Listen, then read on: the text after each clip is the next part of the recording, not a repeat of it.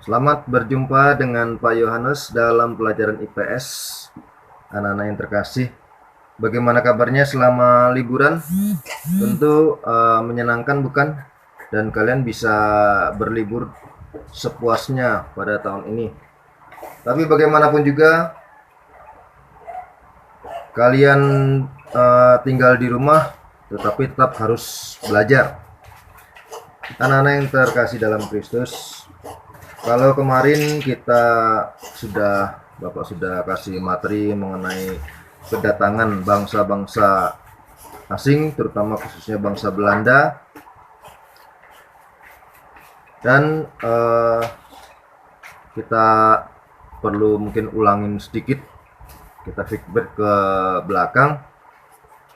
Kemarin kalian sudah baca atau kalian sudah lihat dalam video itu apa saja ya. Jadi bagaimanapun juga bangsa Indonesia itu, terutama Kepulauan Nusantara, kita menyebutnya dulunya adalah Nusantara sebelum menjadi nama Indonesia, itu menjadi daya tarik bangsa-bangsa asing di Indonesia. Mereka mau datang ke Indonesia. Mengapa? Ya, itulah, Indonesia ini bagaikan Ratna Mutu Manikam, permata yang tiada taranya, banyak sekali, sehingga atau bagaikan seorang gadis yang sangat cantik yang menarik para pemuda dari segala penjuru. Nah, kita mulai dari kedatangan bangsa Belanda. Adalah seorang Belanda yang bernama Cornelis de Houtman. Dia seorang penjelajah yang kemudian akhirnya sampai ke Indonesia atau Kepulauan Nusantara. Dia mendarat di Pelabuhan Jayakarta dan kemudian mengadakan interaksi dengan penduduk sekitar, dan ia terkagum-kagum melihat bahwa Nusantara ini ternyata banyak sekali menghasilkan rempah-rempah. Ekspedisi yang dibawa oleh Cornelis de Houtman pada akhirnya kemudian kembali ke negeri Belanda, atau kita mengenalnya Nederland. Ya, memang dalam perjalanan itu cukup lama. Memang Cornelis de Houtman ini adalah orang yang pertama kali membuka jalan dari Eropa menuju ke Indonesia. Begitu Eropa atau Nederland melihat bahwa Indonesia ternyata sangat menarik, banyaklah kemudian pedagang-pedagang dari Belanda itu datang ke Indonesia. Mereka banyak kapal, membawa kapal-kapal dagang dan mampir di Jakarta. Nah, itulah. Kemudian mereka membeli barang dagangan yang sangat dibutuhkan di negeri Belanda. Ya, namanya pedagang. Banyak cara yang mereka lakukan untuk mendapatkan barang-barang yang mereka inginkan. Karena apa? Rempah-rempah di negeri Belanda itu, wow, harga jualnya sangat tinggi. Kalian tahu rempah-rempah itu apa saja? Rempah-rempah ini terdiri dari cengkeh, pala, ya, kemudian palawija, cabai-cabian. Nah, yang sangat dibutuhkan oleh Eropa kalau menjelang musim dingin untuk menghangatkan tubuh. Cuman memasang perapian aja masih kurang kalau pada musim dingin. Dan jumlah kayu juga untuk mendapatkannya sangat terbatas. Nah, kemudian Ratu Belanda, Ratu Juliana pada saat itu memikirkan bahwa hal ini sangat penting sekali. Maka supaya para pedagang di negeri rantauan itu mereka bisa mendapatkan atau bekerja dengan hasil yang maksimal, maka dibentuklah suatu kongsi dagang. Kongsi dagang yang kita kenal dengan nama Verenigde Oost-Indische Compagnie. Tapi sebelum kita masuk pada materi berikutnya, tentu kita harus tahu dulu bahwa yang namanya monopoli. Monopoli itu adalah bentuk perdagangan dengan penguasaan pasar oleh satu orang atau satu lembaga. Apa ciri-cirinya? Ciri-cirinya adalah pasarnya dikuasai oleh satu orang atau satu lembaga. Kemudian lembaga atau orang tersebut itulah yang menentukan harga jual. Di pasar tersebut hanya ada satu jenis barang yang diperjualbelikan. Jadi inilah yang membuat kita akhirnya rakyat Indonesia dikendalikan oleh VOC. Anak-anak yang terkasih dalam Yesus Kristus,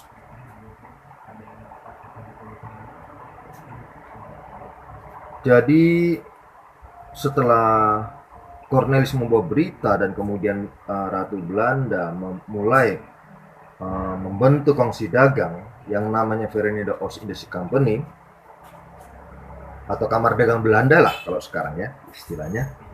Itu ada kumpulan para pedagang-pedagang Belanda ya, supaya mereka bisa mempunyai satu visi dan satu misi, sehingga apa yaitu tujuan yang ingin dicapai itu tercapai. Nah, VOC ini didirikan pada tahun 1602. Nah, VOC atau Verenigde Oost-Indische Compagnie itu sejak awal didirikan dia mempunyai hak-hak istimewa. Yang pertama adalah hak untuk mencetak uang. Jadi VOC ini mempunyai mata uang sendiri. Kemudian hak untuk memiliki angkatan perang, jadi diberi keleluasan oleh negeri Belanda, oleh Ratu, untuk mempunyai angkatan perang sendiri di daerah yang jauh, di daerah Indonesia. Kemudian memiliki wewenang untuk menduduki daerah jajahan. Yang keempat, berhak mengadakan perjanjian dengan raja-raja. Yang kelima, tentunya adalah memonopoli perdagangan. Memang perdagangan pada saat itu yang paling yang paling menjadi perdagangan yang utama itu adalah rempah-rempah di samping perdagangan lainnya. Nah, tujuan dibentuknya VOC ini tentu pasti selain visi dan misi, mereka mempunyai tujuan. Tujuan itulah makanya nanti yang menyebabkan Indonesia atau Nusantara itu dijajah. Pertama, yang kita kenal dengan 3G. 3G atau 3G ya. 3G, Gold, Glory and Gospel. Gold berarti kekayaan. Tujuan VOC ini datang ke Nusantara adalah untuk mencari kekayaan. Karena memang Nusantara, kerajaan-kerajaan yang ada di Nusantara itu kaya. Selain kaya budaya, juga kaya alamnya. Alamnya itu mineralnya. Tadi itu kemudian hutannya yang subur. Kemudian glory, kejayaan. Kalau kekayaan sudah didapat dan mereka bisa menguasai wilayah-wilayah yang subur, wilayah-wilayah yang makmur yang mendatangkan keuntungan yang besar buat mereka, tentu akan akhirnya dicapailah suatu kejayaan. Gospel, setelah kejayaan dicapai, tentunya misi yang terakhir adalah menyebarkan. Jadi mereka menyebarkan agama yang ada di negeri mereka. Jadi agama Katolik, agama Kristen. Ya, itu. 3G ini dicapai. Jadi 3G dicapai, atau 3G, Gold, Glory, and Gospel, itu dicapai dengan cara pertama-tama adalah mereka mendekati raja-raja di daerah kekuasaan yang mereka tempatin. Di sini pertama adalah daerah Banten. Ya. Mereka dekatin rajanya, mereka baikin, mereka berikan upetila dari ratu atau apa ya. Kemudian setelah hubungan baik dan mereka meminta tempat untuk kongsi tersebut, untuk mendirikan kongsi tersebut, izin pun diberikan. Nah, inilah anak-anak yang terkasih. Sudah diberikan tetapi tidak tahu diri dan tidak punya etika. Mereka menyerang dan menaklukkan daerah Banten. Khususnya mereka merebut yang namanya Pelabuhan Jayakarta. Dan pada akhirnya pelabuhan tersebut diganti dengan nama Pelabuhan Batavia. Nah, setelah pelabuhan dikuasai,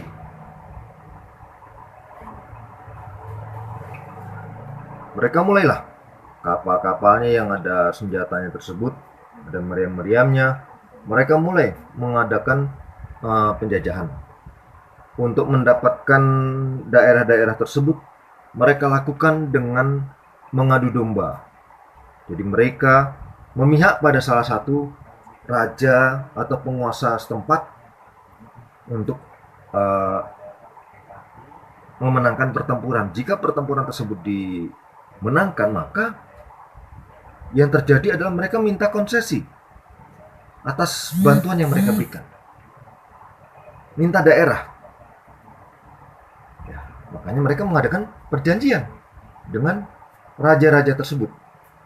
Kalau ini berhasil, itulah yang terjadi.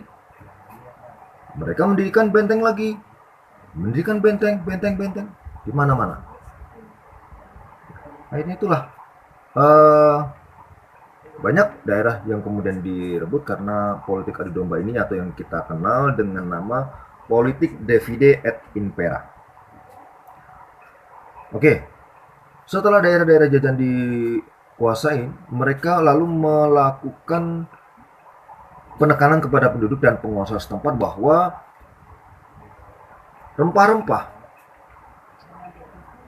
yang mereka tanam, jadi mereka itu harus menanam tanaman yang sesuai dengan VOC inginkan, seperti rempah-rempah itu.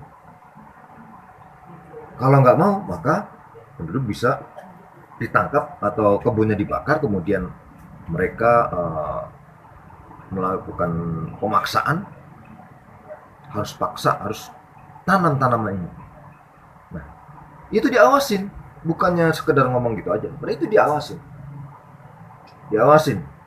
Khususnya di Maluku dan sekitarnya, mereka mengadakan suatu patroli pengawasan ya, lewat laut yang namanya pelayaran hongi. Ini tujuannya adalah mengawasin pelaksanaan tanam paksa itu bagaimana, berjalan sesuai yang dikehendaki atau tidak. Ya. Nah, inilah yang terjadi. Jadi kalau sudah panen, penduduk atau penguasa harus menjual kepada VOC dengan harga yang mereka tentukan. Nah, apakah ini bisa dibenarkan? Apakah ini memberikan keuntungan buat rakyat? Kalau harga ditentukan sendiri, sementara mereka nanti pada akhirnya akan menjual ke negeri Belanda dengan harga atau di pasaran Eropa dengan harga yang tinggi. Inilah yang akhirnya sangat merugikan rakyat. Mereka tidak memperoleh keuntungan, bahkan rugi, bahkan sampai harus harus menjual sawahnya karena untuk kebutuhan makan. Nah, ini berlangsung terus di setiap daerah dan akibatnya nanti kita akan bahas pada tema selanjutnya, yaitu mengenai tanam paksa. Kalau hari ini kita membicarakan mengenai monopoli perdagangan, jadi jelas bahwa yang namanya monopoli perdagangan merugikan masyarakat. Tidak ada keadilan di sini karena harga bisa dimainkan oleh satu lembaga atau satu orang yang berkuasa pada pasar tersebut. Nah, di Indonesia pada saat itu siapa? Adalah VOC. Dalam proses selanjutnya, dalam perjalanan yang cukup lama, kalau tadi berdirinya itu 1602, kemudian karena satu dan lain hal, ya, tidak ada pengawasan dari negeri Belanda, ya, karena memang waktu itu Belanda juga sedang berperang melawan Perancis, yang akhirnya dikuasai, ya, nanti berganti kekuasaan. VOC-nya lama-lama bangkrut. Kenapa? Ya karena tidak ada pengawasan, kemudian terjadi korupsi yang dilakukan oleh para pegawai VOC. Mereka dengan mudah mendapatkan rempah-rempah, jadi jumawa, jadi sombong, angkuh, terlena, yang akhirnya apa? Mereka ya mabuk-mabukan, pesta pora, korupsi yang terus-menerus ini menggerogoti VOC, lama-lama menyebabkan keuangan VOC sendiri lama-lama nipis, akhirnya bangkrut. Manajemennya yang kurang baik juga mempengaruhi itu. Akhirnya pada tanggal 13 Desember 1799, kongsi dagang ini yang kita kenal dengan nama VOC atau Verenigde Oost-Indische Company itu ditutup, dinyatakan pahit. Nah, anak-anak yang terkasih di dalam Yesus Kristus, itulah tadi materi mengenai monopoli perdagangan. Jadi satu hal yang bisa kita simpulkan, kita kilas balik lagi dari materi yang tadi sudah kita bahas. Intinya bahwa bangsa Belanda mengenal Nusantara dari penjelajah yang bernama Cornelis de Houtman. Kemudian VOC atau Verenigde Oost-Indische Company itu didirikan dengan tujuan mempersatukan para pedagang dari Nederland supaya mereka mempunyai satu visi dan satu misi, yaitu untuk membawa kesuksesan dari 3G. 3G tadi apa? Gold, Glory, and Gospel. Glory, gold itu tadi kekayaan. Glory adalah kejayaan. Gospel itu misi penyebaran agama. Anda tahu bahwa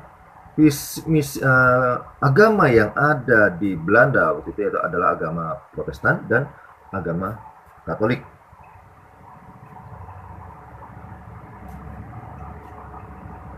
Dan satu hal lagi, tadi perlu diingat juga hak-hak istimewa yang diberikan oleh pemerintah Belanda, pemerintah kerajaan Belanda kepada VOC, yang sehingga bisa membentuk angkatan, bisa mencetak uang, menduduki daerah jajahan, boleh mengadakan perjanjian dengan raja-raja, itu disebut hak oktroy. Perlu diingat, namanya hak oktroy.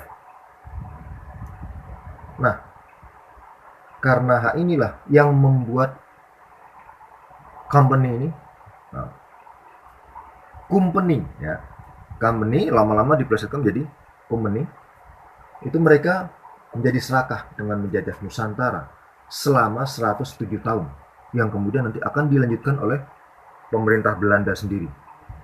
Akhirnya sampai 350 tahun kalau di total masa penjajahan dari VOC sampai Belanda. Tindakan-tindakan yang dilakukan oleh VOC tersebut tentunya bagi rakyat Indonesia ini sangat merugikan dari lahir dan batin. 107 tahun bukan hal yang singkat, apalagi nanti 350 tahun.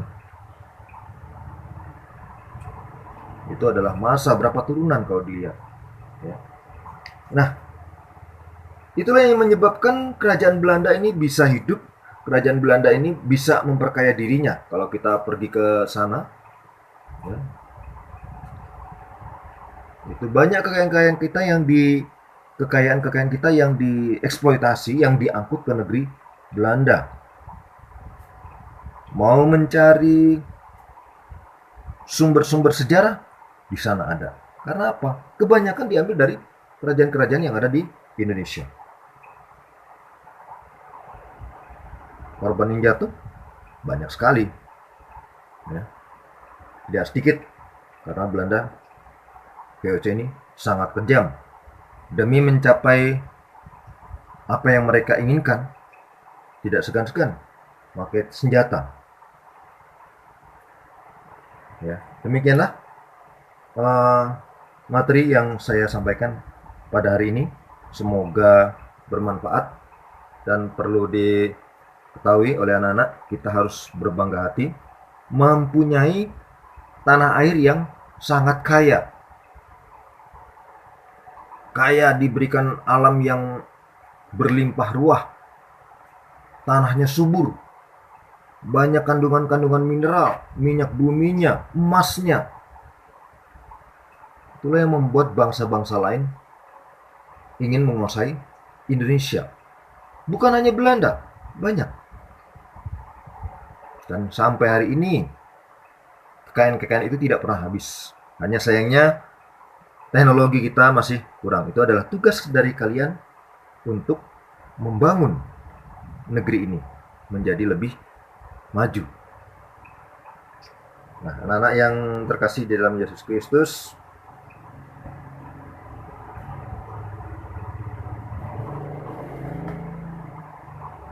jadi itu saya punya satu tugas buat kalian. Satu pertanyaannya, apakah sistem monopoli yang diberlakukan, sistem ekonomi monopoli yang diberlakukan pada masa VOC itu baik bagi perdagangan? Berikan alasannya. Yang kedua,